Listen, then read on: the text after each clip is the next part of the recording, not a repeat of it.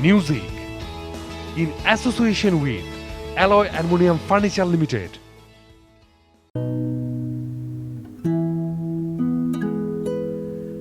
নীলা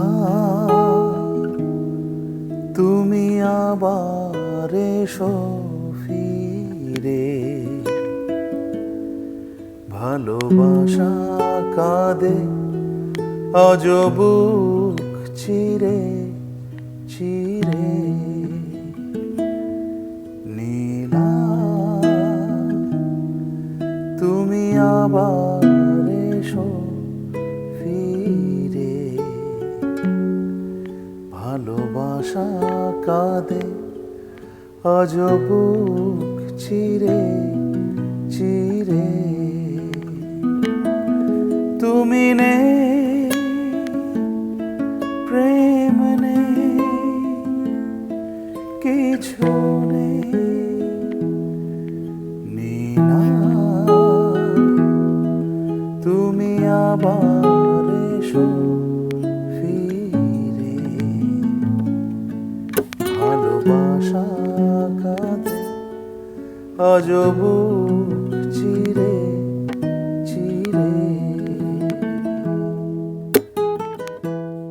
শুরুটা গুণী বাবার হাত ধরে হলেও ধীরে ধীরে বাবার পরিচয় ছাপিয়ে গানে গানে নিজস্ব পরিচয়ে নিজেকে প্রতিষ্ঠিত করেছেন আমাদের আজকের ঈদ আয়োজন মিউজিকের অতিথি, আমার ভীষণ প্রিয় শিল্পী, প্রিয় প্রতীক হাসান।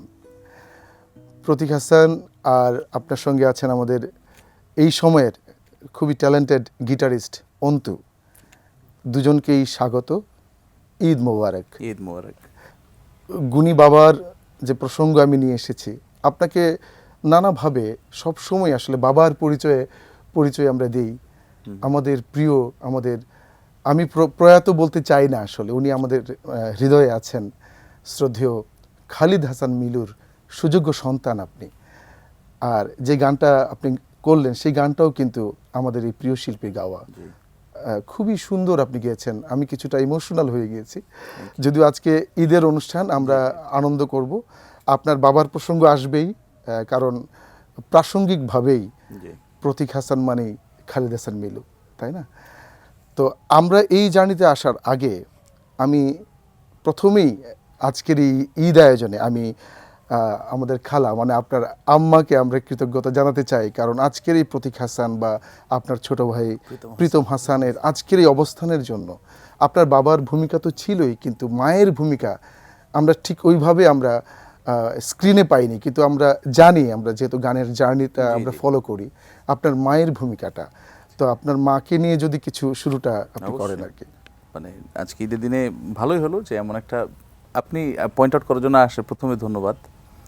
কারণ খালিদ হাসান মিলু হওয়ার পিছনেও তার সবচেয়ে বড় অবদান ছিলেন তিনি আমার মা ফাতেমা হাসান পলাশ, যার আসলে আমি বলবো যে এক ধরনের ডেডিকেশন বলতে পারেন। কারণ বাবা যখন শুরু করে তার জার্নি, তখন মার প্রথম বালা বিক্রি করে আসলে প্রথম ঢাকায় আসা, এবং সেই স্ট্রাগলের টাকা দিয়ে বাবার প্রথম ছবিতে গান গাওয়া। আচ্ছা, সেখান থেকে আসলে বাবার উত্থান এবং ইন্সপিরেশন যাকে বলে, আমি বলবো যে আমার মা আইকনিক ইন্সপিরেশন আমাদের জন্য, আমার বাবার জন্য। কারণ মা আমার এবং প্রীতম হাসানের মা, তিনি আসলে এমনভাবে আমাদেরকে উদ্বুদ্ধ করেন গানের ক্ষেত্রে, বা যদি কোনো আমরা বাসায় বসে যখন কাজ করি টুকটাক, তখন দেখা যায় যে মা যদি কোনো মিউজিক মার ভালো লাগে, মা দৌড়ে আসে। আচ্ছা, এসে বলে এটা ভালো লাগতেছে, এটা সুন্দর, এই সুরটা রাখো, বা এটা এইভাবে করো। মাকে একটা ব্লুটুথ কিনেছি, মার ব্লুটুথে অনবরত গান বাজতে থাকে। মা যদি রান্না করে, সেলাই করে, গান তার চলতে থাকবে আর কি, গানের মধ্যেই থাকেন তিনি। আসলে গানকে ভালোবাসেন, নিয়ে যে স্ট্রাগল করা যায়, বিভিন্ন স্টুডিওতে যাওয়া, ওই যে আমাকে নিয়ে আমাকে নিয়ে একটা সার্টেন টাইপ হতো। যখন আমি সব চিনে ওঠার আগ পর্যন্ত আমার মাই নিয়ে গেছেন সব জায়গায়। আপনার আব্বা আম্মার সাথে যে ঈদের আনন্দটুকু কি হতো সামান্য যদি আপনি শেয়ার করতেন। ঈদ শুরু হতো আসলে প্রথমেই নামাজ পড়ে এসে বাবাকে যখন সালাম করতাম আর আম্মার হাতের লাচ্ছা সেমাই খেলে মনে হয় যে ঈদ শুরু হতো আর কি। আচ্ছা, আমার ঈদ মানে হচ্ছে তাই। মার সেমাই খেয়ে আম্মাকে সালাম করতাম, আব্বাকে সালাম করতাম, আব্বাকে সালাম করলে আব্বা একটা 500 টাকার নতুন চকচকা নোট দিতেন, আচ্ছা। আর আম্মা 100 টাকা দিতেন। এই 600 টাকা ছিল আমার ঈদ আসলে, এবং এটা আমার জন্য অনেক কিছু ছিল। এখন যদি মানে 6 লাখ টাকাও পাই আসলে সেই জিনিসের আনন্দটা পাই না। আনন্দটা, হ্যাঁ। মার কাছ থেকে নেই, এখনো মা দেয়, এখনো আম্মা সালাম করলে 1000 টাকা 2000 টাকা যা পারে যখন যা থাকে দেয়। তো আর আপনার আব্বা তো মানে স্টাইল আইকন ছিলেন, মানে ওনার পোশাক, যে সচেতনতা, হ্যাঁ, ওনার কস্টিউম সব আমরা একটু এখনো তো মনে হয় যে খুবই সমসাময়িক ওনার পোশাক আশাক দেখলে। হ্যাঁ।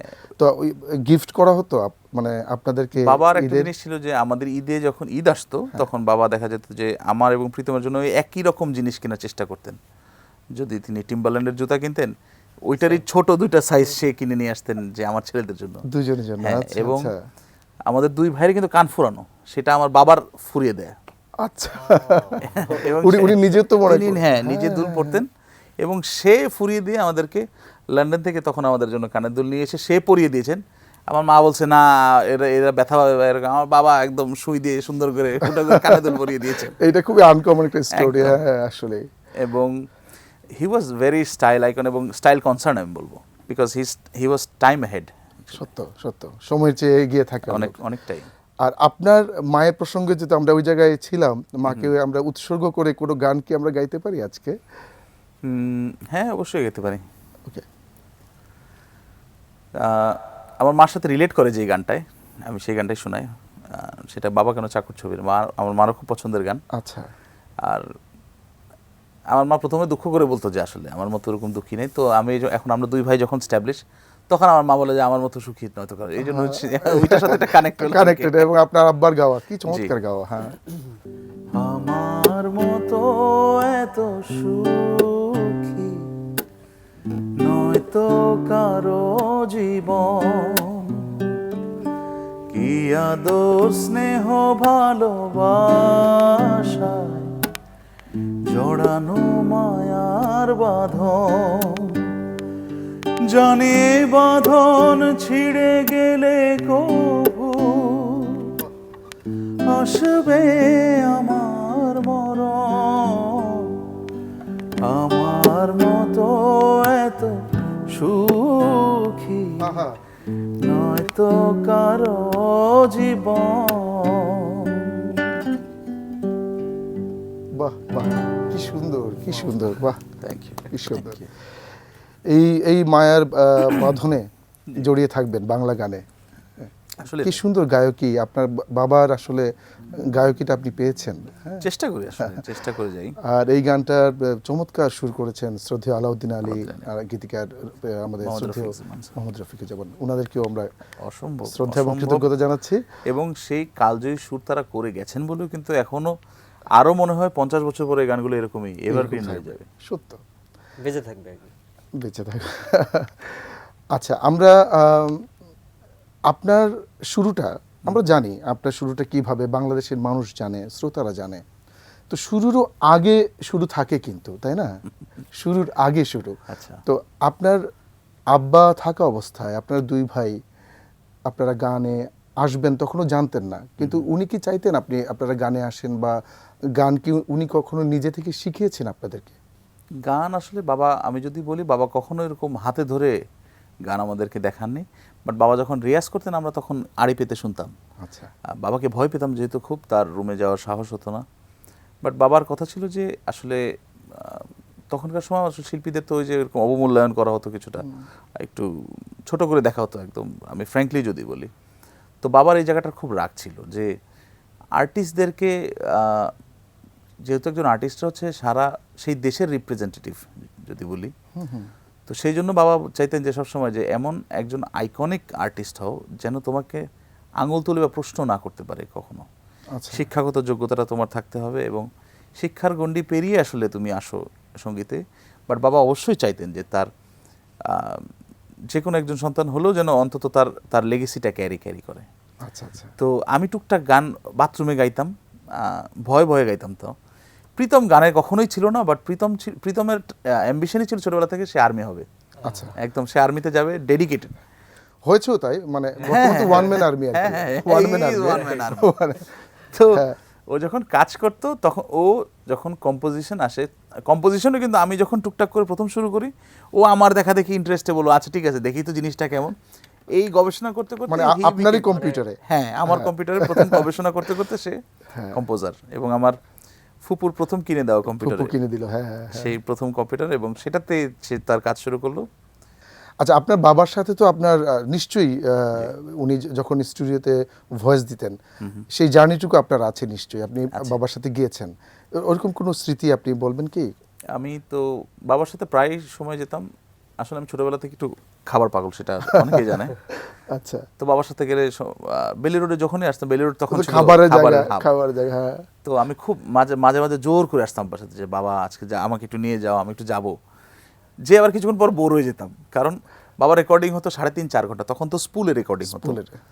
তো অডিও আর্টে আমার মনে আছে যে অডিও না শ্রুতিতে একবার একটা রেকর্ডিং হচ্ছিল, বাবার একটা গান ছিল পাগল যেমন বাইন্ধা রাখে, এই গানের রেকর্ডিং হচ্ছে, আহমেদ ইমতিয়াজ বুলবুল আঙ্কেলের লেখা, খুবই পাওয়ারফুল গান, খুব পাওয়ারফুল গান। আমার মনে আছে যে আমি দেখলাম যে মাইক সেট করে তখন বাবা ভয়েস দিচ্ছেন এরকম এক হাত দূর থেকে, কারণ বাবার ভয়েস রেঞ্জ এত বেশি ছিল ও বাবা, যে খুব কাছাকাছি গিয়ে ভয়েস দিলে সেটা ওই থ্র্যাশ করতো বা ক্র্যাশ করতো, মানে থ্র্যাশিং সাউন্ডটা আসতো, ফেটে যেত সাউন্ড।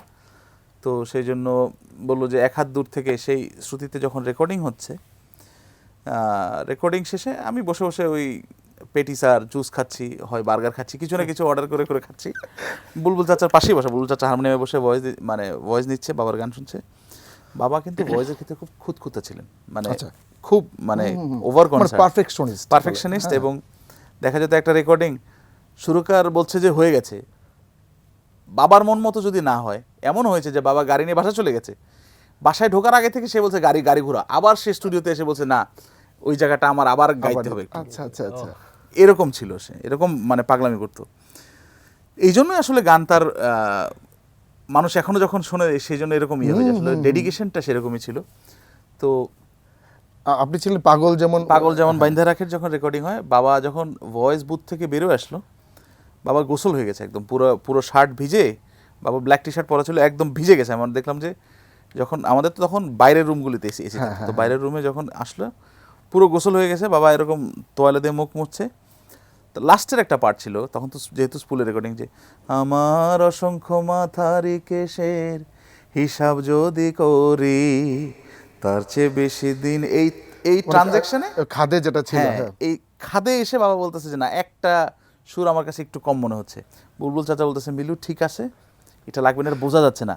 বাবা বলতেছে না এটা হয় নাই, এবং বাবা ঠিকই 15 মিনিট বসে একটু ঠান্ডা হয় আবার ঢুকছেন ভয়েস দিতে, ওই জায়গার জন্য সে আবার গাইলেন পুরো গান, শুধু ওইটুক পারফেকশনের জন্য। চিন্তা করেছি, এবং মাঝে মাঝে আমি খুব রাগ করতাম যদি যেতাম যে বাবা শেষ করো না কেন, চলো, মানে কি হয় বাচ্চাদের খাওয়া শেষ, তোমার শেষ হচ্ছে না, এরকম হতো মাঝে মাঝে। আচ্ছা, এই গানটা মানে যে মোটা লোহার শিকল দিয়া রে, গানটা কি আপনি গাইবেন নাকি, মানে ট্রাই করতে পারেন, মানে আমার শুনতে ইচ্ছে করছে আর কি, যেহেতু বললেনি চলো। ওরে পাগল যেমন বাইন্ধা রাখে মোটা লোহার শিকল দিয়া রে, আমি তেমন শিকল দিমুরে তোর পায়, চোর ডাকাতের ভয়ে মানুষ প্রাচীর গড়ে সুরক্ষিত রে, আমি তেমন প্রাচীর দিমুরে তোর গায়, আমার জন্ম তোরই জন্যে, আমার মৃত্যু তোরই জন্যে, আমার বসত বাড়ি তোর অন্তরের গভীর অরণ্যে। বাহ বাহ, এই ছিল প্রতীক ভাই, মানে হ্যাটস অফ ইউ। আসলে ওই যে কি হয় না, কিছু কমন বিষয় থাকে, উপস্থাপকদের নিতে হয়, বিরতি নিতে হয়। এই যে এই গান 3টা জমে আছে তাই না, এই সমস্ত গান, যে কালজয়ী গানগুলো, পাশাপাশি যে প্রেম স্বর্গ থেকে এসে এই গানটা আছে, আপনার নিজের মৌলিক গান আছে, সেই সব কিছু নিয়ে আমরা আমাদের পরবর্তী আলাপে আমরা নিয়ে আসব বিরতির পরে। দর্শক আপনারা সঙ্গে থাকুন, চমৎকার চমৎকার কিছু গানের গল্প, স্মৃতি কথন আজকে আমাদের সঙ্গে করছেন আমাদের প্রিয় প্রতীক হাসান। আমরা বিরতির ওপারে সেই সব গল্প শুনবো, সঙ্গেই থাকুন। রংধনু group presents music in association with Alloy Aluminium Furniture Limited.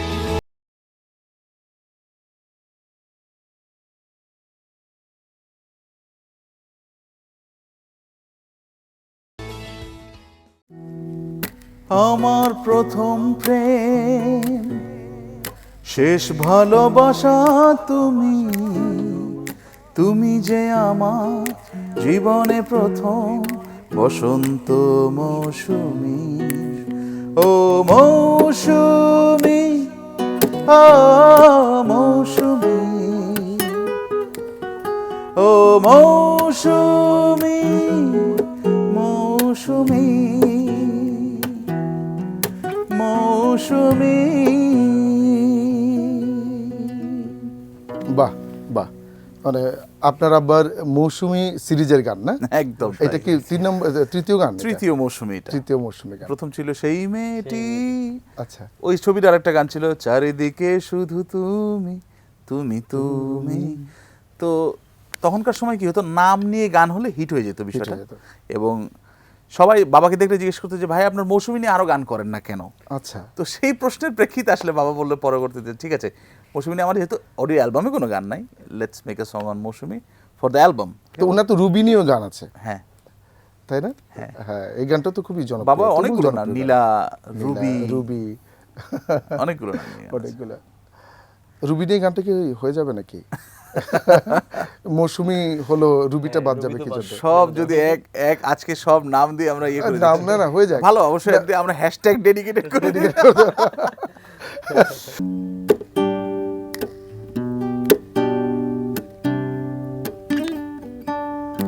O Ruby বলো না, তুমি বলো না কেন যে তুমি মোর সাথে করেছ এত ছলনা। ও রুবি বলো না, তুমি বলো না কেন যে তুমি মোর সাথে করেছ এত ছলনা। আমায় তো পাগল করেছ, ও রূপের সুধা ঢেলেছ, আমায় তো পাগল করেছ, ও রূপের সুধা ঢেলেছ। বলো কোথায় আমি যাই, আমি আমার তেজ নাই। ও সুমি, আমি তো তোমায় চেয়েছি, এ মুখে যতটুকু বলি তারও বেশি ভালোবেসেছি। আমি আমার ইন্ট্রোতে বলেছি যে আপনি আপনার বাবার পরিচয় ছাপিয়ে, কঠিন কিন্তু, হ্যাঁ, ওই একটা জার্নি আপনি করেছেন, ছাপিয়ে নিজের গান দিয়ে। আব্বার গান তো ছিলই, কিন্তু নিজস্ব কিছু গান নিজে আপনি শুরু করেছেন। তো ওই একটা জার্নি, যে মৌলিক গান গেয়ে গেয়ে নিজের একটা পরিচয় তুলে ধরা মানুষের কাছে, ওই জার্নিটুকু আমি শুনতে চাই। আপনার মৌলিক গানের প্রসঙ্গে যদি আপনি বলেন যে কিছু। আমার শুরুটা যখন হয় তখন তো বাবার গান দিয়েই হয়, এবং আমি চেষ্টা করি যে প্রত্যেক অ্যালবামে কিছু না কিছু বাবার কভার করার। বাট একজন আর্টিস্টের সবচেয়ে বড় জিনিস হলো তার আইডেন্টিটি।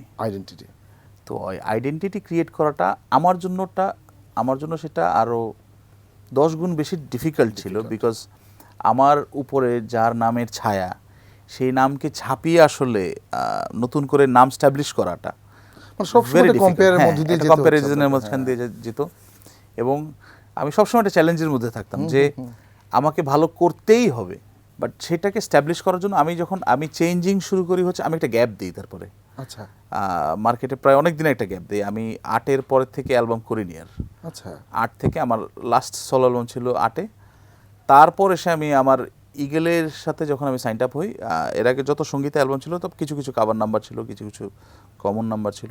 তারপরে এসে একটা গ্যাপ হয়ে একটা সাউন্ড চেঞ্জের একটা জেনারেশন আসলো। কিন্তু হাবিব ভাইরা যখন ইন করলেন, বা অর্ণব হৃদয়, বালাম ভাইরা যখন ইন করলেন, তখন এসে যখন সাউন্ড চেঞ্জ হলো, তখন we become very concern about music composition, যে আসলে গতানুগতিক ধারা থেকে বাইরে করতে হবে। তখন এই গবেষণা শুরু হলো আমার, এবং ওই করতে করতে করতে করতে করতে আর প্রথম দিকে তো মানে সাউন্ডের অনেক কিছু হয়তো বুঝতাম না যে এই জিনিসটা কী হচ্ছে বা কী হচ্ছে, চেষ্টা করতাম সবসময়। তো এই জন্য আসলে তখন থেকে এরকম কম্পোজিশনে যখন আস্তে আস্তে পরে এসে আমার কিছু গান, আমার কম্পোজ করা গান মোটামুটি দর্শকদের পছন্দ হলো। তার মধ্যে একটা ফোক গান করেছিলাম আমি, মনের পর সচিন পাখি, এটা নিয়ার অ্যাবাউট হ্যাঁ হ্যাঁ 10 মিলিয়নের কাছাকাছি, খুবই বা 10 সুন্দর হয়ে গান, গেছে হয়তো, খুবই সুন্দর একটা গান। হ্যাঁ,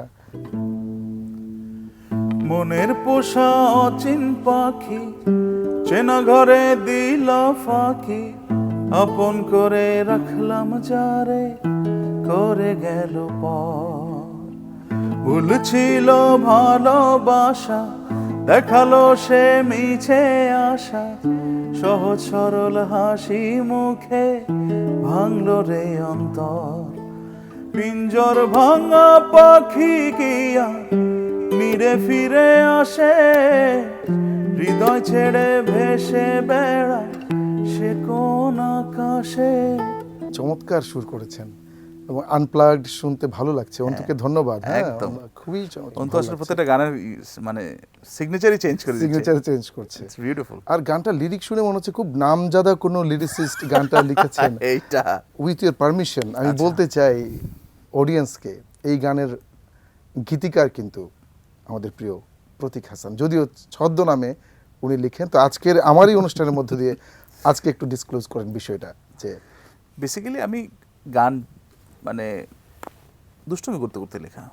আমি যখন টিউন করতাম তখন শব্দ বসাতে হয় না, আসলে শব্দ না বসাতে কিন্তু কি ডিপ, মানে খুব সুন্দর কথাগুলো, মানে খুবই সুন্দর। আমি জানি না সেই বছরটা যেন কি হয়েছিল, আমার এমন কিছু গান এসছে, মানে এমন কিছু লিখেছে যে লেখার পর আমি নিজে বোকা হয়ে গেছি, যেটা আমি কি লিখলাম।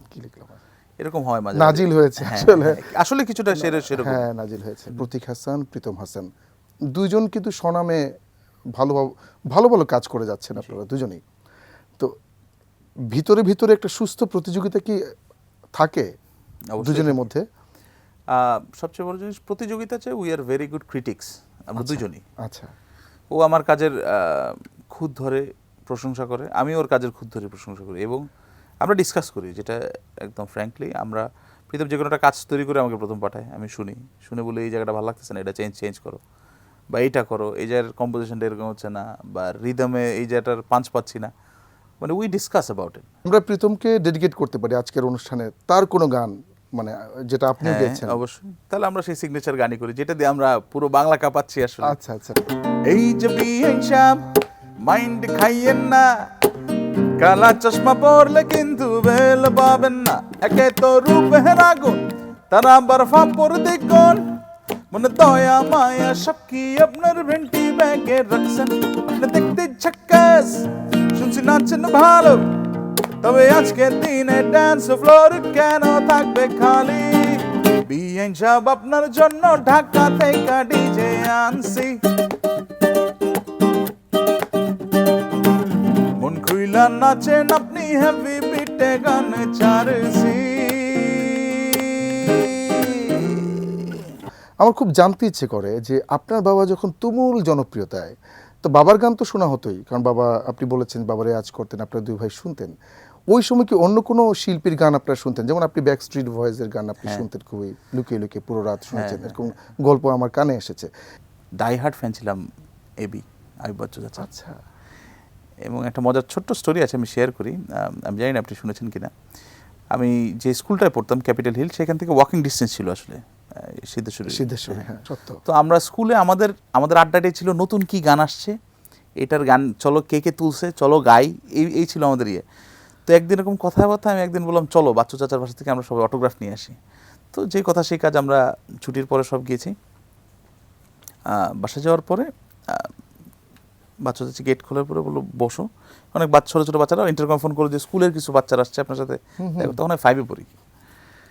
তো বাচ্চা চাচা গোসল করে আসছেন, গোসল করে এসে এরকম ক্যাপ পরা, গোসল করে ঘাড়ে টাওয়াল কিন্তু ক্যাপ পরে আসছে, ক্লিয়ার কারণে ক্যাপটা পরে আসছে। আমাকে বলতেছে, সবাইকে দেখলো, দেখে আমাকে বলতেছে তুমি মিলুর ছেলে? আমি বললাম জি। পরে বললো, হাসলো, একটা হাসি দিল, হাসি দিয়ে পরে বললো যে খাতা। আমি তখন সবাই খাতা নিয়ে গেল, পেন্সিলে, আমার মনে আছে যে এখন একদম স্পষ্ট, আমার পেন্সিলে করে সে অটোগ্রাফ দিয়ে দিল বাচ্চা, এবং সে একটা স্মাইল দিত সবসময় তার অটোগ্রাফের নিচে। দেওয়ার পর কী করলো, সে বসালো, বসে অনেক কিছু খাওয়ালো, জুস খাওয়ালো, বিস্কিট খাওয়ালো, বাট সে কী করলো, বাবাকে ফোন করলো একটা। তখন আমি ভয় পেয়ে যে ফোন কেন করতেছেন, তখন ফোন করে বললো যে মিলু তোমার ছেলে আমার অটোগ্রাফ নিতে আসছে, বিষয়টা বুঝছো তুমি? বলে হাসলো দুইজনে। 80-র দশকে আমার বাবা এবং আমাদের বাচ্চু চাচার স্ট্রাগল পিরিয়ডটা একসাথে ছিল, এবং তারা একই রুমে একই মেস শেয়ার করে থাকতেন।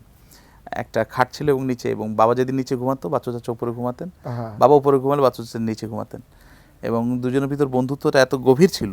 এবং দেখা হলেই আমার একটা কথা এখন মনে করছে আসলে বাচ্চু চাচা, বাবা যেদিন শেষ যাত্রা, বাবা যেদিন চলে যান, আমার এখনও মনে আছে যে আমি যখন দাঁড়ানো, বাচ্চু চাচা উপর থেকে, বাচ্চু চাচা দাঁড়ানো ছিল আমাদের সাথে, বাচ্চু চাচা, হানিফ আঙ্কেল সবাই দাঁড়ানো ছিল, বিশ্ব আঙ্কেল। তো বাবাকে যখন শোয়াচ্ছি তখন বাচ্চু চাচা বলতেছে মিল্লু তুই যা, আমি আসতেছি। তো এখনও এসে এই জিনিসগুলো তো সারা জীবন দাগ কেটে থাকবে কিছু না কিছু, এবং তিনি খুব আদর করতেন, খুব। শুনে মনে হচ্ছে যে এরকম একজন ফ্যান, আমার ধারণা যে যারা দর্শক আছেন, যারা দেখছেন এই মুহূর্তে এই অনুষ্ঠানটা, তারাও শুনতে চাইবেন ওনার কোনো গান। ওই দূর আকাশের তারারে বলে দে না কোনটায় আমার মা, মা কি আমায় দেখতে পায় না, কতদিন দেখি না মায়ের মুখ,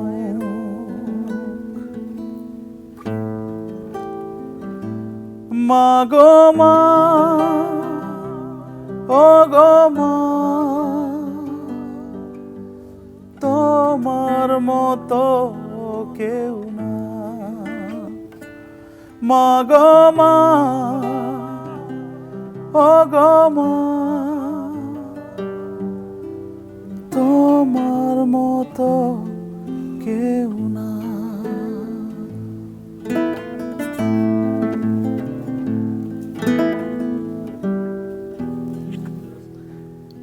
সঙ্গে সঙ্গে আপনার আব্বার গানটা হয়ে যাক, কতদিন দেহি না মায়ের মুখ। কতদিন দেহি না মায়ের মুখ, শুনি না সে কোকিল নামের কালা পাহের গান, হায় রে পরাণ, হায় রে পরাণ। এই গানটা যখনই শুনি আসলে মন খারাপ হয়ে যায়। আর এই গানের সুরকার শ্রদ্ধেয় বদরুল আলম বকুল চাচা, উনিও প্রয়াত হয়েছেন। আমি মনে করি যে আপনি যে গানটা দিয়ে শুরু হয়েছিল, আপনার উত্থান হয়েছিল, আজকের অনুষ্ঠানটা আপনি সেই গান দিয়ে তাদেরকে উৎসর্গ করে আপনি সেই গান দিয়ে আপনি শেষ করবেন। প্রতীক ভাই, আপনাকে ভালোবাসা, আপনি এগিয়ে যান। আর অন্তুকেও ধন্যবাদ চমৎকারভাবে সঙ্গত করার জন্য। অবশ্যই আমাদের এটি নিউজের পরিবারের সবাইকে ধন্যবাদ, মিউজিক পরিবারের সবাইকে ধন্যবাদ। যে প্রেম স্বর্গ থেকে সে জীবনে অমর হয়ে রয়, সেই প্রেম আমাকে দিও, জেনে নিও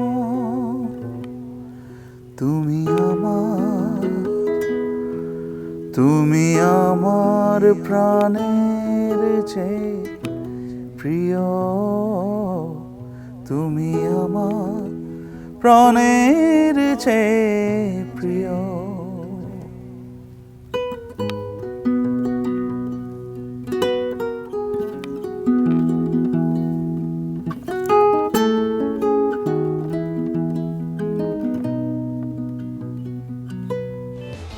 Rangdhanu Group presents music in association with Alloy Aluminium Furniture Limited.